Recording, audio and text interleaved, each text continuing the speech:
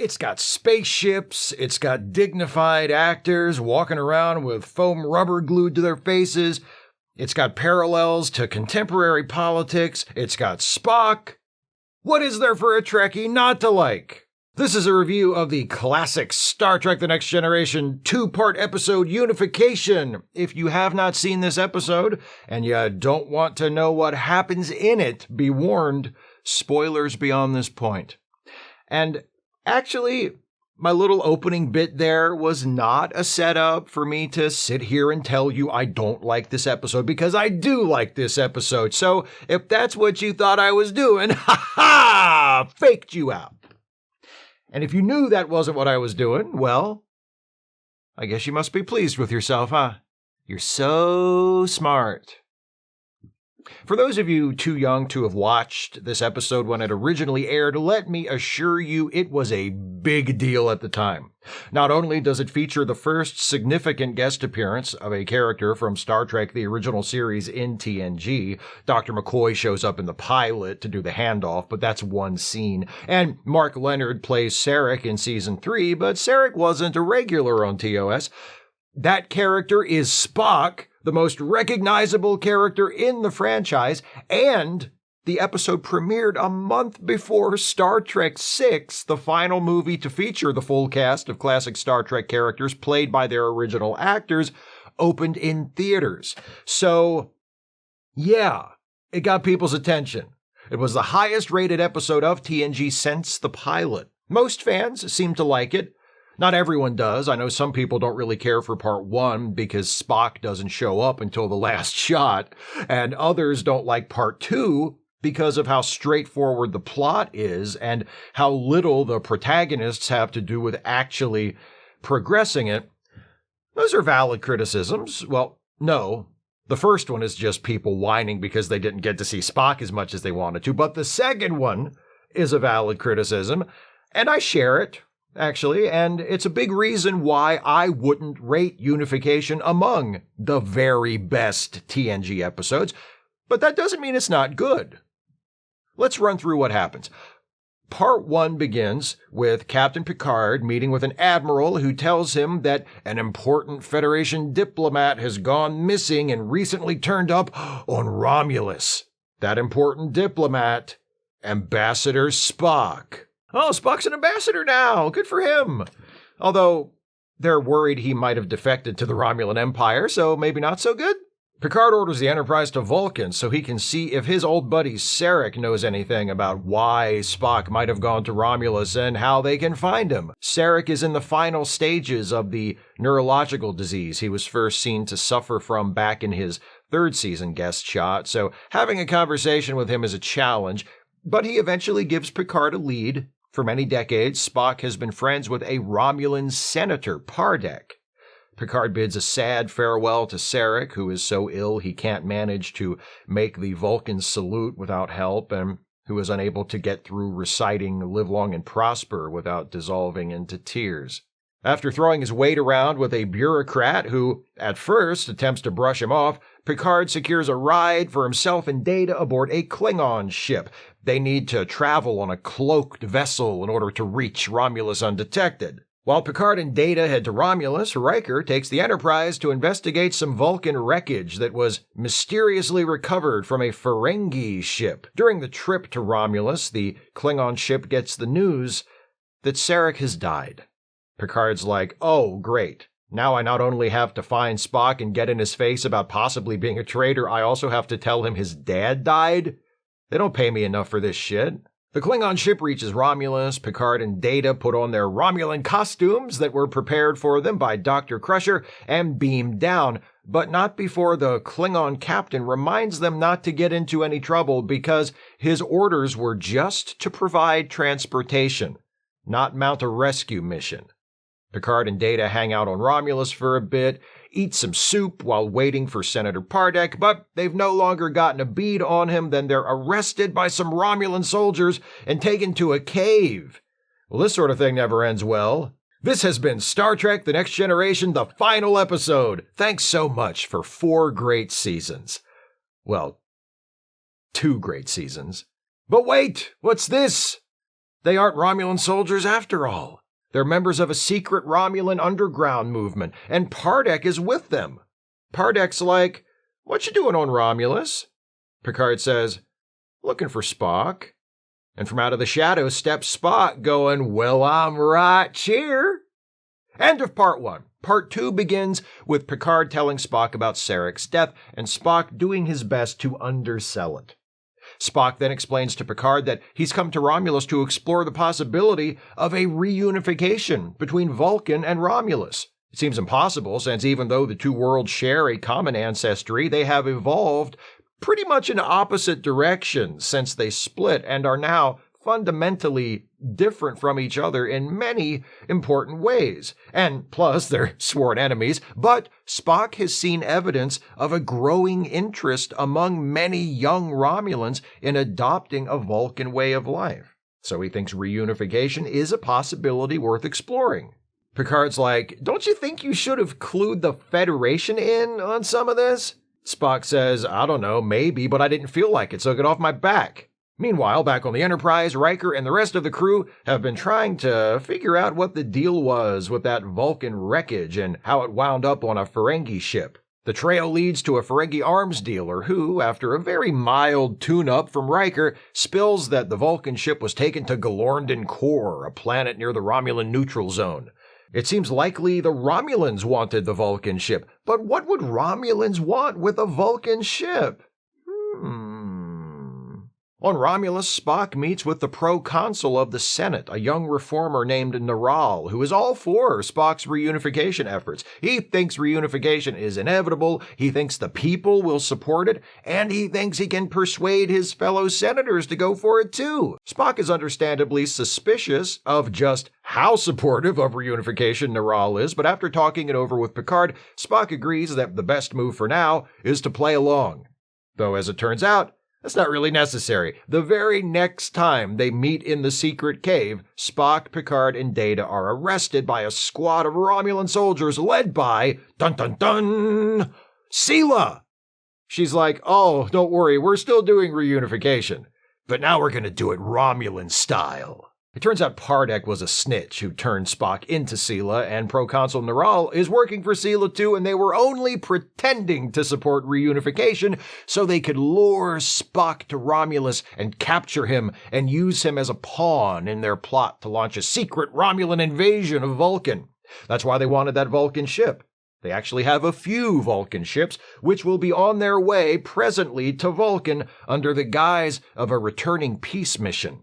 But instead of diplomats, those ships will carry thousands of Romulan troops. They'll land on Vulcan and take over, and then, well, something. Sela hasn't thought that far ahead. She doesn't handle the details. She's all about the big picture.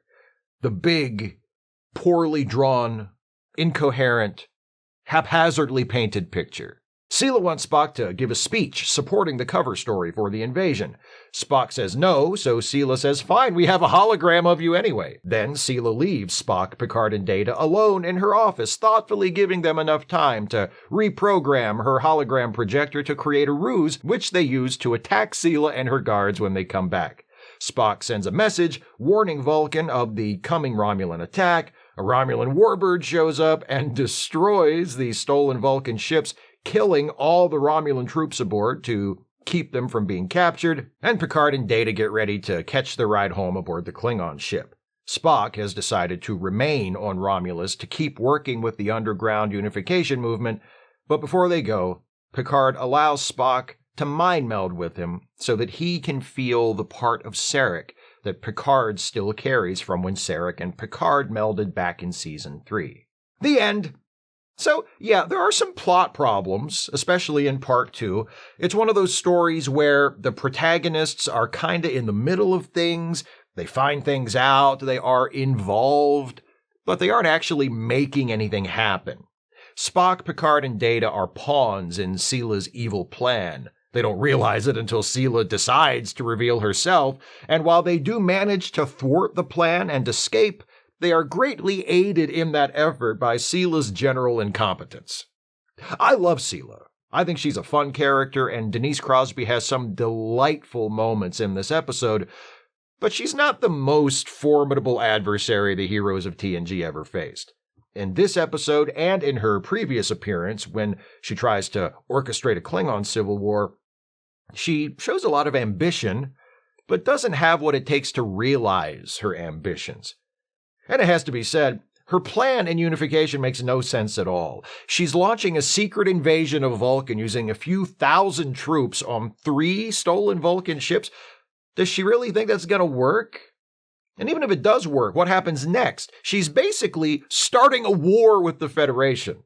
Picard points that out, and her response is basically to shrug it off and go, yeah, well, by the time the war actually starts, our troops will already be on Vulcan, so yeah. Also, why bother with stealing Vulcan ships and kidnapping Spock in the first place? If the Romulans want to launch a sneak attack on Vulcan, they have a fleet of invisible ships. Did Sela just forget about all those invisible ships? Didn't any of the other Romulans tell her? Or did they see how excited she was about her plan and decide to just let her run with it because they knew it wasn't going to work anyway? The thing is, none of that really matters because the episode is carried by its characters. Part 1 has an excellent scene between Picard and the dying Sarek. Mark Leonard does a wonderful job portraying a once formidable man struggling to wrest a few more moments of dignity and control from an illness that is cruelly and relentlessly robbing him of those things. There's also a very funny comedy bit with Picard and Data, where Picard is trying to get some sleep on the Klingon ship, but keeps being put off by Data just standing there staring. Part 2, despite having most of the more serious plot problems, is filled with strong character beats. Data and Spock talking about how Spock has dealt with his shared Vulcan and human heritage and how that compares with Data's own efforts to gain humanity as they work together to hack into a Romulan computer network.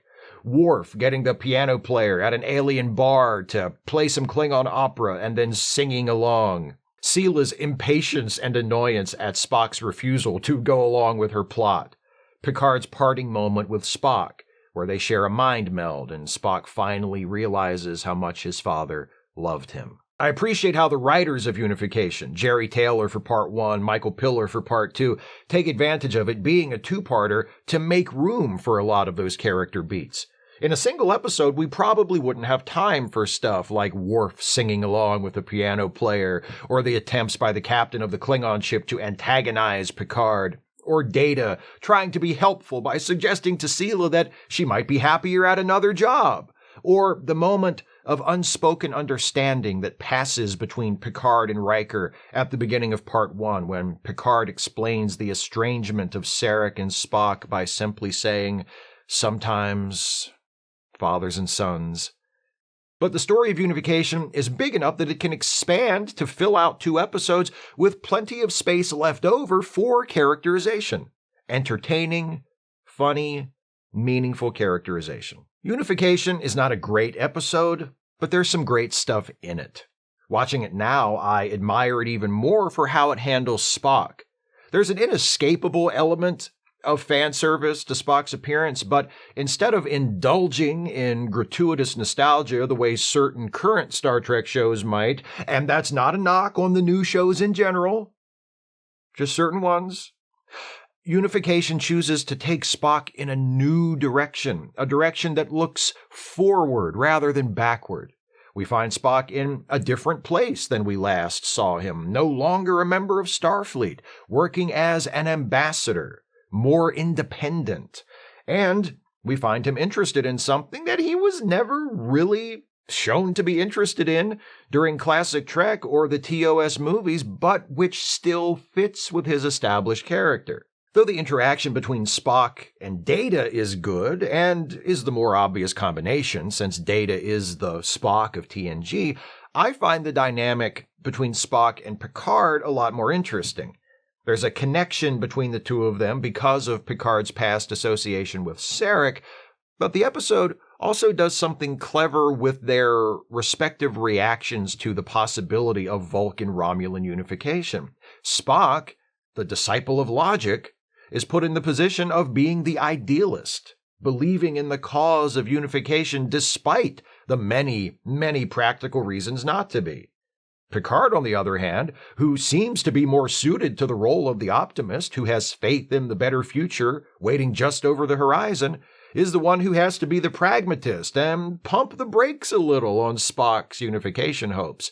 It's a subtle subversion of our expectations, and I think it really works. The fact that unification is its own thing is even more impressive when you remember that it aired just a few weeks prior to the release of Star Trek VI.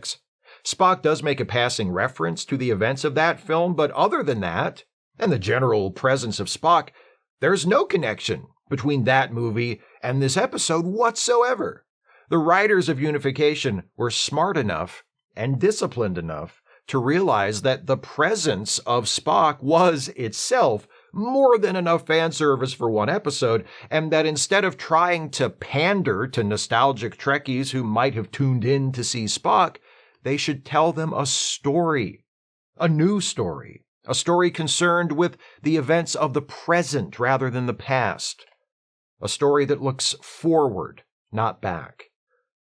Speaking of concern with the events of the present, I appreciate the effort made to craft a story with parallels to what was actually going on in the real world at the time. Just as Spock and Picard were pondering the possibility of Romulus and Vulcan coming back together after a long and seemingly irreconcilable separation, the people of Europe were dealing with something very similar. German reunification had just been completed earlier that year after decades of East-West separation following World War II. And on a larger scale, the West and the nations of the former Soviet Union, predominantly Russia, were in the early stages of redefining their relations after the fall of communism and the end of the Cold War. I guess I was wrong. Unification does have one more thing in common with Star Trek VI, since Star Trek VI was also a Cold War allegory, although in that case the two sides were represented by the Federation and the Klingons. And actually, Star Trek VI also eschewed fan service and nostalgia bait in favor of telling a new story that treated its characters and its audience with respect. So, two more things in common between Unification and Star Trek VI. Two very good things. I'm definitely not going to complain. Those are my thoughts on Unification. What do you think of this episode? Please share your thoughts with me in the comments. If you'd like to support this channel, and I sure wish you would if you can afford it, you can do so by becoming a patron at patreon.com/Steve Shives, becoming a channel member by clicking the join button, or by making a one-time gift by clicking the thanks button, or via PayPal or Venmo.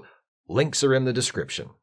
Don't forget to watch for my review of the 7th episode of Season 3 of Star Trek Picard. I'm teaming up with my best friend and podcast co-host Jason Harding to review this final season of Picard, and our next review should be up sometime this weekend, probably Saturday.